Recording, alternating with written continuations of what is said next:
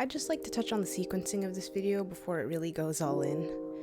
The first section after the intro will be the journey there. I'll talk about the time taken to get there, what modes of transport we took, etc, etc.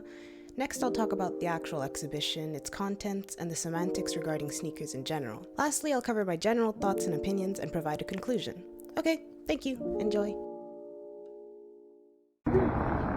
Yes. So, we began our journey at Covent Garden Tube Station. This tube station is the closest to where I live and also provided the quickest way there, so that's why I chose it. For the most part, I plotted our journey there, and another good thing about taking the tube is that it's quite reasonably priced, especially for people with a zip card.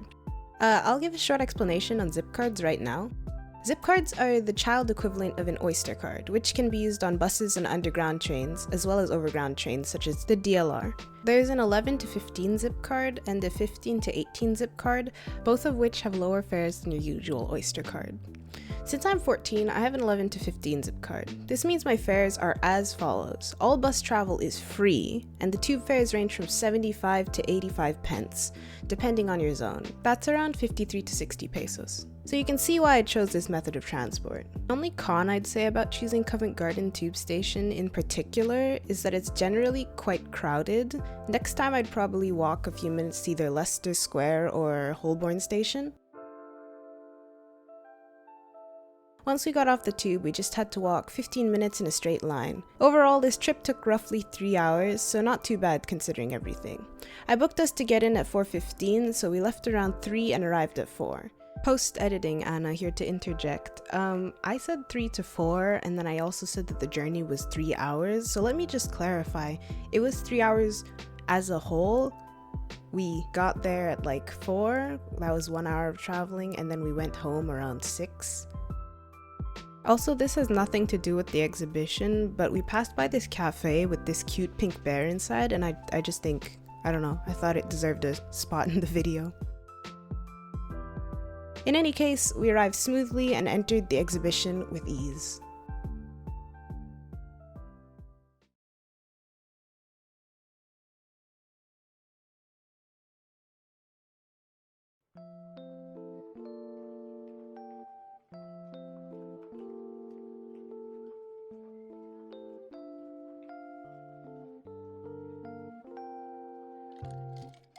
Entering the museum was really quite standard. We scanned our tickets and proceeded down a set of stairs that led to the actual exhibit.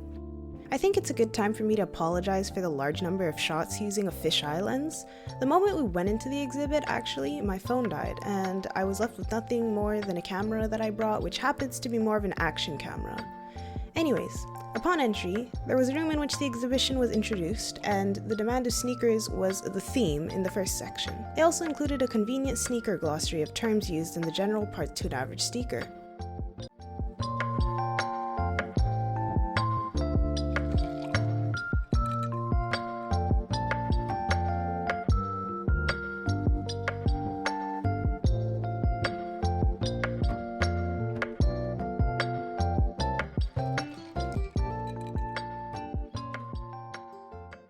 Further down, there were a few signs and videos about grime and youth culture's influence on sneakers and their transition from shoes into art.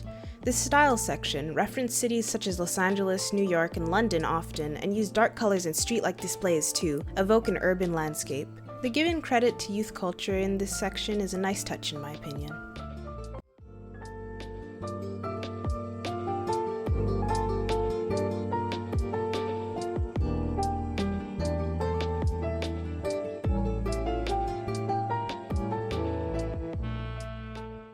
The third area, which was apparently made to resemble a lab, focused on performance. It delved more into the science behind sneakers and different purposes for different shoes and why those decisions were put into place.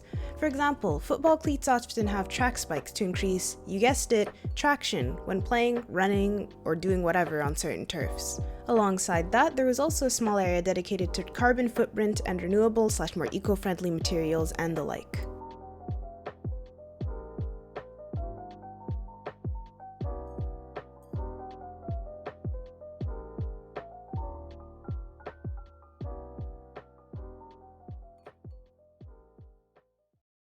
The final room was dedicated to sneaker repair, machine and factory-made sneakers, and some more cool sneakers, as there should be. To add on a bit more about the machine, the product displays was of Adidas' future, and it was designed to knit and weave string using many techniques to eventually form a sneaker. It tunes its design to fit the user's needs as necessary, or inputted.